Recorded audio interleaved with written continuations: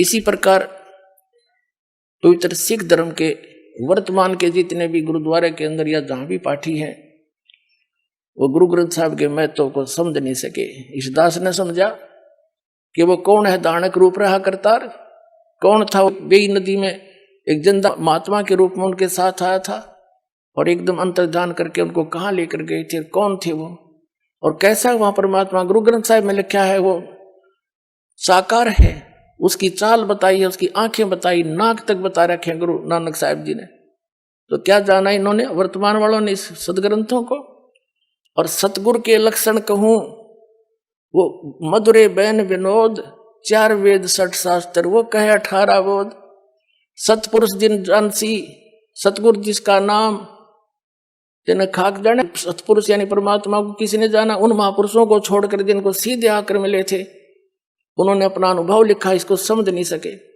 तो किसी भी वर्तमान के सभी धर्मों के जितने धर्म ग्रंथ है इस दास ने समझे और उनका समझ में नहीं आए। तो अब जैसे इन शंकराचार्यों के साथ ऐसे ही दया करी दाता ने आपके ऊपर करी ना, ये साची उपराणे ना जो सन 2009 में अक्टूबर में हमने इनके पास निमंत्रण भेजा था, प्रार्थना पत्र चारों शंकराचार्यों पर रजिस्टर्ड भी और स्पेशल भगत भेज के उसे साइन करवा के लाए कि आप आइए आध्यात्मिक ज्ञान चर्चा सतलोक आश्रम बरवाला में करिए। इसी आश्रम में निर्धारित किया था, ये बन रहा था उस समय। वो क्यों आऊं भाई, वो तो एक महापुरुष मान रहे अपने आप ने, रामपाल एक बैठा कोण में, उन्हें अपनी बेइज्जती माननी होगी, लेकिन हमने उनके आसन उसन लाकर पूरी श्रद्धा से उनका व्यवस्था की थी, वो नहीं आए। 2 चैनल बुक रखे थे, साधना और जी जागरण, और 4 घंटे सत्संग दोनों पर रिले हुआ, नहीं आए, कोई बात नहीं, हमारा दुर्भाग्य था। अब दया करी परमात्मा ने सद्बुद्धि दी इस साधना चैनल वाले पुण्यात्माओं को। पुण्यात्माओं धन है ये साधना चैनल जिसने इतना मदद करी हमारे इस परमात्मा के ज्ञान को आप तक पहुंचाने में।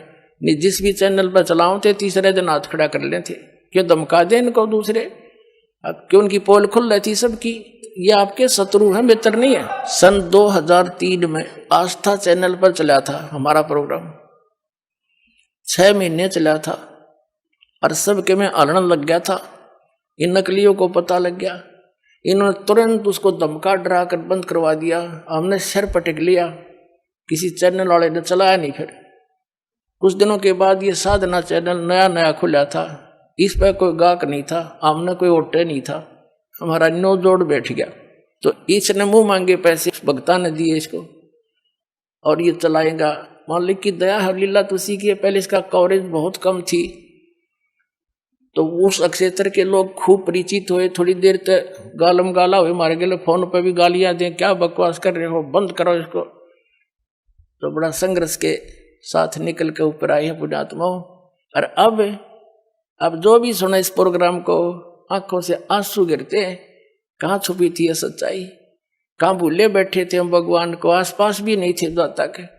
पहले जब भी हमारा ये सत्संग शुरू होता था साधना चैनल पर, और 10-20 फोन आ करते गाली देने वालों के, तुम क्या बकवास कर रहे हो, तुम ब्रह्मा विष्णु महेश के माता पिता बता रहे हो। ये भगत कहा करते जी ऐसे हो रहा, माँ भी चलने दो, तुम बोलियो ना, भला बुरा सबका सह लो, आन दो टाइम। भगवान का बोला शब्द है, कोई मेरा अपना कहा हुआ थोड़ा ही है। प्रमाणों को देख देख कर सबके बुद्धि सेंटर में आ गई, भाई सच्चाई तो ये है। तो इसी आधार से इन शंकराचार्यों से इन्होंने जाके इंटरव्यू लिया, बड़ी मेहनत करी, और फिर उसको चलाया दास ने। फिर उनकी धोती सारे की कख नहीं पाया। अपने आत्माओं एक इंटरनेशनल स्तर के चैनल है दोनों, जी जागरण और ये साधना। डिश टीवी पे यू चल है, एयरटेल पे यू, और बाकी बहुत स्थानों पर केबलों पर आता है, और सब पे आध्यात्मिक ज्ञान चर्चा चला दी। और उनके मुंह में जबान नहीं रहा, सदमा सा हो गया सबके, सांस नहीं काटते। बोलो बताओ, या तो मैं गलत कह रहा हूं तो बताओ, रामपाल गलत कह रहा है बताओ कितने चूज हो गए वो सारे। कहते हैं तारा मंडल बैठ कर चांद बड़ाई खावे, उदय भया जब सूरज का, स्यों तारों छप जावे। और ज्ञान सब ज्ञानड़ी, कबीर ज्ञान सो ज्ञाने, जैसे गोला तोब का अब करता चले मैदाने। अब ये सब मैदान छोड़कर भाग गए जितने संत हैं, बोलते क्यों ना, जवाब दो। तो इससे बुद्धिमान समाज समझ जाएगा कुछ दिन में कि कख नहीं इनके पास, और बुद्धिमता इन महापुरुषों की ये होगी। ये स्वयं कह दें भाई कोई बात ना। देखो वही सदग्रंथ है जिनको मान्य मानते थे, उन्हीं में प्रमाण दास ने दे दी। ये सच्चाई है तो इन्होंने भी कहना चाहिए इस बात को। और कोई इसमें हार जीत नहीं होया करती, हार जीत तब मूर्ख आदमी बना करे। हम परमात्मा के बच्चे हैं, सारे कष्ट पा रहे यहाँ पर, और इनका बहुत बड़ा उपकार हो जाएगा जब अपने मुंह से जल्दी कह देंगे ना, तो सब समझ जाएंगे वे सचमुच सच्ची कहे हो। क्योंकि कुछ एक संतों ने तो ये कह दिया है कि रामपाल की पुस्तक नहीं पढ़ना, रामपाल का सत्संग नहीं देखना। तो क्या वो मित्र है उनके? वो तो दुश्मन है। सबका सुनो सत्संग और कंपेयर करो, सबके साथ तुलना करो, तो संत नहीं है। जैसे ईसा मसीह जी ने कहा था कि ये तुम्हारे जो गुरु हैं ये तुम्हें बहुत अच्छे लगते हैं, बड़े शरीफ दिखाई देते हैं, पर ये तुम्हारे दुश्मन हैं। ये भेड़ नहीं, ये भेड़िए हैं। तुम इनको भेड़ समझते हो, ये भेड़िए हैं, तुम्हारे जीवन का नाश कर रहे हैं। हरी नहीं बात था, उसको क्रश करवा दिया था। वो उपकारी आदमी था, और उन दुष्टों ने अपना, क्यों उसमें शिक्षा थी को नहीं, राजाओं को बका दिया, प्रजा को बका दिया, और उस महापुरुष को क्रश करवा दिया, उस महापुरुष को। और वही तरीका दास के साथ अपनाया था करुथा कांड कराने के लिए। लेकिन अब मालिक का साथ था हमारे, और उसका वचन था, प्रमाण हमारे साथ थे, सीडी हमने बनाकर समाज में भेज रखी थी। तो वही काम दास के साथ करना था। करुथा कांड झूठ झाट बोल कर, अफवाह फैला के, इतना अफवाह फैला दी जब समाज में मुझे मारने के लिए कि इसको मार भी देंगे तो जनता नहीं कहेगी ठीक हो गया, निकम्मा आदमी था, मारना चाहिए था। उसी उद्देश्य से उन्होंने फिर आक्रमण किया करोथा आश्रम पर। इस मुख्यमंत्री हरियाणा के भूपेंद्र सिंह हुड्डा के कहने से, क्योंकि ये भी आर्य समाजी है। और महर्षि दयानंद की पोल खोल दी, मैंने वेदों से तुलना कर दी उनके सत्यार्थ प्रकाश की, और इतना ही कहा था भाई आप इसको सत्यार्थ प्रकाश महर्षि दयानंद का लिखा हुआ मानते ही हो। और ये महर्षि दयानंद कहता है कि वेद सत्य है, वेदों में जो लिखा है वो मुझे मान्य है, और इसके अतिरिक्त मैं किसी की बात को स्वीकार नहीं करता। तो वेदों से तुलना कर दी कि महर्षि दयानंद कह रहा है कि परमात्मा पाप नाश नहीं कर सकता। ये दुर्वेद अध्याय नंबर 8 के श्लोक नंबर 13 में स्पष्ट किया है कि परमात्मा घोर पाप भी नाश कर दे साधक के। फिर वो भगवान के साथ जो पाप है नाश नहीं कर सकता, वो साबुन के साथ जो मैल नाश नहीं कर सकता, फिर साबुन भी क्यों कहते हैं उसको? ऐसे इसके ढेर सारे प्रमाण वेदों से ही कैंसिल कर दिया। ये कति फ्यूज हो गया। इन आचार्यों ने पता चला कि ईब तुम्हारी रोजी रोटी जावेगी, जय हमारे अनुयायियों को पता लग गया। इसलिए इन्होंने उनकी जनता का दिमाग बदलने के लिए मेरे को बदनाम करा, छक्के इतना बदनाम कर दिया कि घर के भी नफरत कर दिया आदमी थे, जो इतनी भी झूठ होती हमारे अंदर। लेकिन आज वही रामपाल है, शिखर में जाएगा यो ज्ञान। हाँ, पता लग जाए सबको।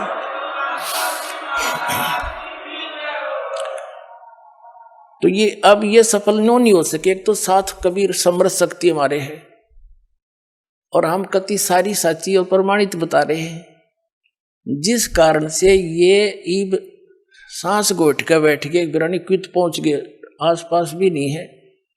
आसपास का मतलब है जैसे आदमी के बारे में कुछ बात कही जाती है तो उत्तर देवे, अन्यों कह देवे रामपाल उन्होंने यह झूठ बोल दी, तो हम फिर उसका दोबारा उत्तर दें भाई नहीं देखो ये प्रमाण है, ये ठीक हो। इनके साथ तो वह बन गई। एक व्यक्ति बता रहा था, नो बोला हमारे गांव में एक भैंसा घनांडी पाक रहा था, और उसने गांव में कोई दूसरा भैंसा छोड़ा नहीं, उसको मार कूट कर सीमा से बाहर छोड़ के आया करता। पूरे गांव में अकेला था, बड़ा तगड़ा था। एक बार क्या हुआ कि ये हाथी लेकर आते हैं ना मांगने वाले, एक हाथी लेकर आ गए गांव में, और हमारे गांव में जोड़ खोद रखा था तालाब, उसमें बहुत गहरे गहरे गड्ढे बना देते थे गांव वाले मिलकर कि वर्षा होएगी पानी ज्यादा स्टोर हो जाएगा। और वो भरा हुआ था, कुछ नहर से भरवा दिया था, तो फुल था वो सरोवर।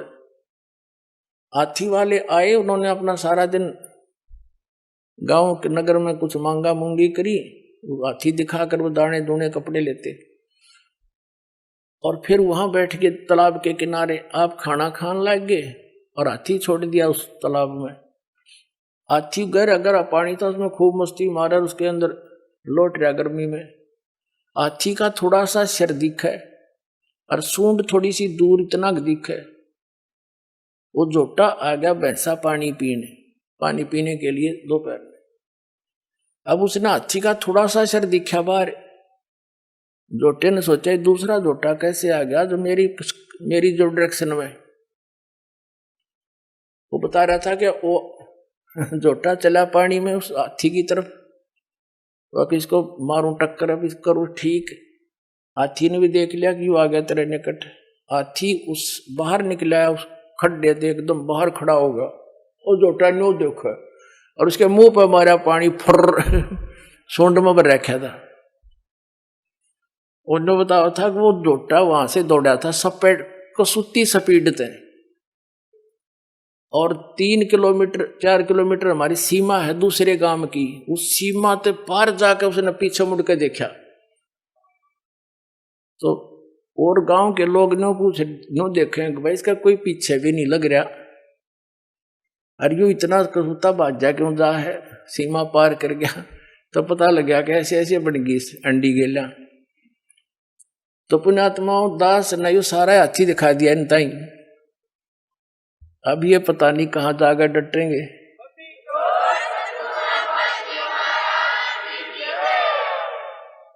तो प्रसंग था कि परमात्मा ने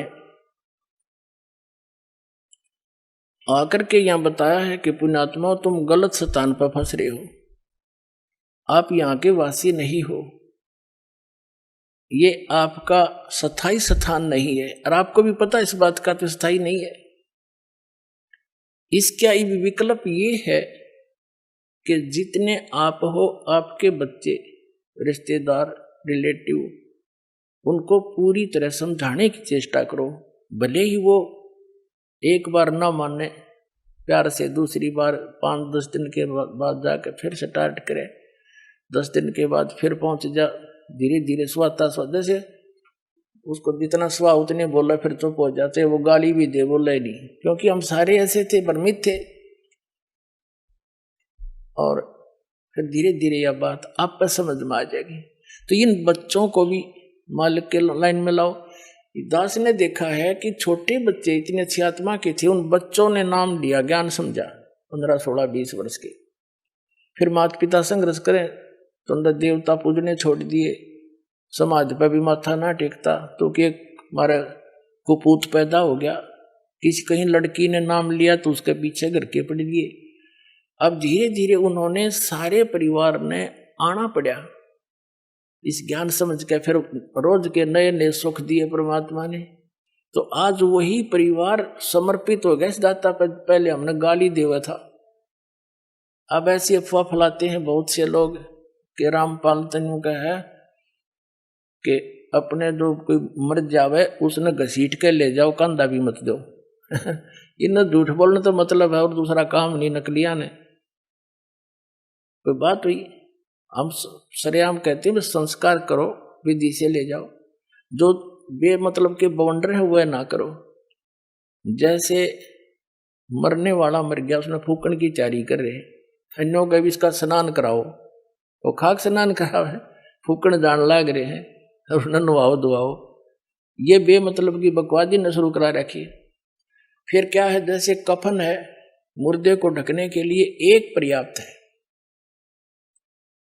अब क्या परंपरा बना रखी है, आसपास के जितने भी व्यक्ति होंगे, घर हैं जैसे उसके 10-20 घर हैं आसपास के कुल के लोग, तो 10 से के 10 चादर डालेंगे उसके ऊपर, और उन्हें फिर फूकने जाएंगे। ये बात हुई है।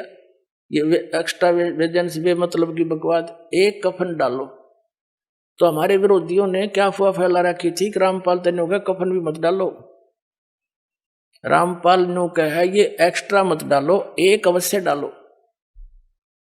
ये तो चादर भी डालने तो नाट्य है। बुढ़िया मर जाओ उस पास की 20 चुंदड़ी डालेंगे, 20 एक बतेरी ढक के ले जाना, फूक के आना है। बता क्या मतलब है ये। तो इस तरह की जो अनावश्यक परंपरा है यह खत्म करनी पड़ेगी हमने। कोई बुद्धि से काम लो, नो थोड़ा को किसी के कहने से धक्के से मैं कह रहा हूं ये ऐसे प्रमाण दूंगा कि आप अपने आप मानना पड़ेगा आपको, इसकी आवश्यकता ही नहीं है। तो इस प्रकार ये जो क्रियाएं हमने अननेसेसरी बना ली, ये परंपराएं, ये भी हमारे भक्ति बाधक है। जो भक्ति नहीं करता कुछ भी करो, हमने क्या दिक्कत है। जो डॉक्टर के ट्रीटमेंट के अंडर है तो डॉक्टर उसी के लिए परहेज बताता है। दूसरा से कितना रोगी हो उसकी दवाई ना ले रहा हो, क्या बताओगा उसको परहेज, कुछ भी खा मर। तो कहने का भाव ये है पुण्यात्माओं कि आप यहां गलत स्थान पर आ गए, ये रहने का स्थान नहीं है। अब परमात्मा ने आकर ये ज्ञान दिया कि और ज्ञान सब ज्ञान डी, कबीर ज्ञान सो ज्ञान। और जैसे गोला तोब का इब करता चला मैदान।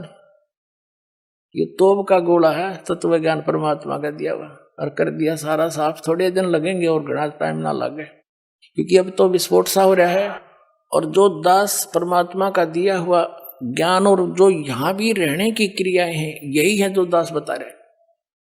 और एक दिन पूरे विश्व को माननी पड़ेगी या दो दास की सीख है, परमात्मा का दिया हुआ उपदेश है, और तभी हम सुखी होंगे। और इसी नाम को सबको ग्रहण करना पड़ेगा, क्योंकि भगवान का आदेश है। और काल से इस काल भगवान ने अपने वचन में कह रखा है कि कलयुग में कितने जीव ले जाइयो तुम, सतयुग त्रेता द्वापर में थोड़े जीव ले जाना। तो परमात्मा ने 3 युग बाट देखी, इंतजार की इसकी, और इसने 3 युगों में हमारे साथ के जुल्म करा दिए। हमें कितने मजहब बना दिए, नरी नरी भाषा बना दी। 100-200 किलोमीटर के बाद जाकर भाषा बदल जाती है। बता किस किस ने समझावे। अब इदास नहीं हिंदी आती है और कोई मराठी जानता है, मराठी क्यों कर समझाऊं उसने हैं, और दूसरी भाषा में कैसे समझाया जाए। तो ऐसा जुल्म कर दिया इसने हमारे साथ कि एक क्षेत्र में आया संत वहीं कर करा कर अपना जीवन नष्ट चला जाओ, दूसरा समझे नहीं इसकी बात नहीं। तो अब परमात्मा ने दया बख्शी है, ये ज्ञान ऐसा है और सभी भाषाओं के बच्चे इसे परिचित हो गए। अब वो अपनी अपनी लैंग्वेज में इनको बना के तत्व ज्ञान को छपवा रहा है और अपने बहन भाइयों को वहां बांट रहा है। तो परमात्मा ने ये मीडिया बना दिया। इसके अंदर भी एक बताते हैं कैसा सॉफ्टवेयर बनने वाला है, कुछ बन भी गया है, कि वो किसी भी भाषा का हो सभी भाषाओं में वो उसको कन्वर्ट कर देता है। दया भी दया परमात्मा ने करी आपके ऊपर। तो पुण्यात्मा परमात्मा कहते हैं और ज्ञान सब ज्ञान डी, कबीर ज्ञान सो ज्ञान। और जैसे गोला तोब का अब करता चला मैदान। तोब के गोले का आगे किले नहीं डटा करे हैं, एक का बढ़ा दिया करे, 2-3 लगे बात तो निशान नहीं पावे। तो ये परमात्मा का ही तोब का गोला है। और ये सोच ले एक किस्म का भी परमाणु बन गया। असली परमाणु दास ने बनाया है, अज्ञान के नाश करने का और सत्य को ऊपर उभारने का। एक पुस्तक जहां भी भक्त बांट आते हैं उस परिवार पर कृपा होती है, आसपास के सुन सुना के वो भी उनसे पूछते हैं, फिर पुस्तक ग्रहण करते हैं। और वो क्योंकि अज्ञान गणा है, कई भक्तों ने कहा जी 2 वर्ष पहले पुस्तक ली थी और आज दया हुई आपकी। बताओ इतना ज्ञान बना रखा है। एक भक्त आया महाराष्ट्र का, वो कहने लगा जी एक सांगली शहर है महाराष्ट्र में, सांगली, और वहां कोई आपकी भक्त ज्ञान गंगा बांटे थे। और हम वो मेला लगा हुआ था हमारे धार्मिक, और मैं तो भगवान शंकर का पुजारी, उसके अतिरिक्त मैं किसी ने मानू नहीं था। हमारे साथ मेरा भाई था छोटा 10-12 वर्ष का, और हम सारा परिवार मत्था टेकने जावा थे शिव के मंदिर में, बड़ा मेला था वहां का। वह पुस्तक बेच रहा था तो उसमें लिखा हुआ था कौन ब्रह्मा का पिता है, कौन विष्णु की माँ, ये ऐसे ऐसे। वो छोटा भाई जाकर हमसे पिता नहीं कैसे पहले वो लेने चला था, मैंने मना कर दिया कि ना ये तो बकवास लिख रखी है ना। जब तो वो मेरे साथ आ गया, फिर पता नहीं कब निकल कर गया, वो किताब खरीद लिया वहां से बुक और छुपा कर रख ली उसने। जब मैं गाड़ी से उतरने लगा तब देखा मैंने वो पुस्तक ले रहा हाथ में, उसे मैंने छीन ली और मेज पर उल्टी रख दी कि इसके दर्शन भी नहीं करूं। वह रखी रही 2 महीने तक। एक बार मेरा कुछ ऐसी टेंशन बनी, कुछ ऐसे सर्कमस्टांस बन गए, मेरा सिर पाटन हो गया, घनी टेंशन हो रही किसी बात की, और मैं बाहर बैठ गया चेयर लेके। थोड़ी देर में ध्यान आया, पुस्तक दिखी वो रखी रखाई। मैंने सोचा इसने देखता क्या है, मैं लगा उस पुस्तक को पढ़ने। वो मेरी तो टेंशन मतलब याद भी कोई ना कचकित गई, और 3 दिन कंटिन्यूस पढ़ी। अरे सह परिवार लेकर आ गया परमात्मा का बच्चा, सारे परिवार को।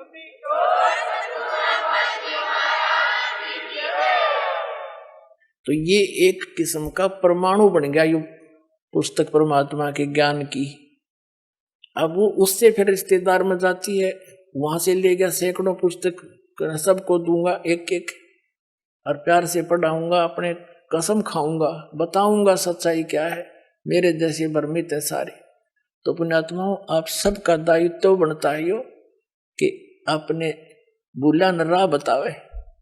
और पहले जब बताना, जब आपका विश्वास हो जाए कि दास सच्ची कह रहा है, ना भूल के भी इसका जिक्र ना करना जब तक आपका विश्वास ना हो। और विश्वास तो दास करा के छोड़ देगा, कोई बड़का का लेख है, भगवान के बताया हुआ ज्ञान, इसमें इतनी भी मेन मेख नहीं पा सकती। और ये स्वीकार करना पड़ेगा, एक दिन आएगा।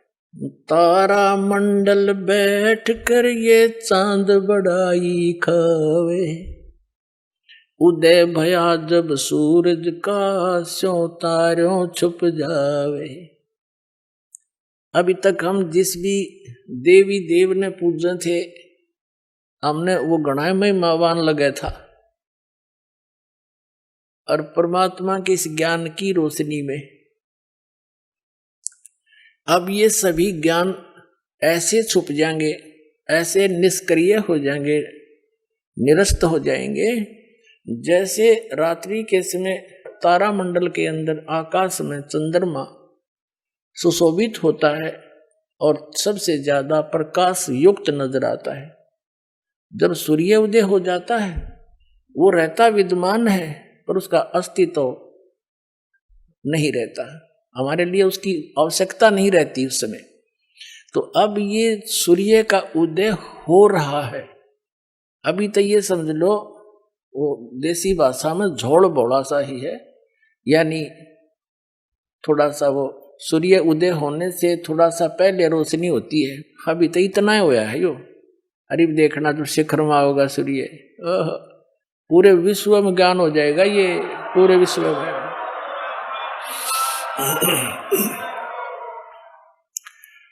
तो परमात्मा क्या बताना चाहते हैं कि आप यहाँ के वासी नहीं हो, आप सतलोक में रहा करते, वहां सारे सुख थे, और अपने पैर पर आपको आड़ा मार लिया। ये दास एक जूनियर इंजीनियर था इसमें, कंस्ट्रक्शन सिविल के अंदर, हरियाणा में इरिगेशन डिपार्टमेंट। तो वहां पर एक बहन अपने 2 बच्चों को लेकर मजदूरी करने आई, और वह लड़की मजदूरों की जैसी नहीं लगे थी।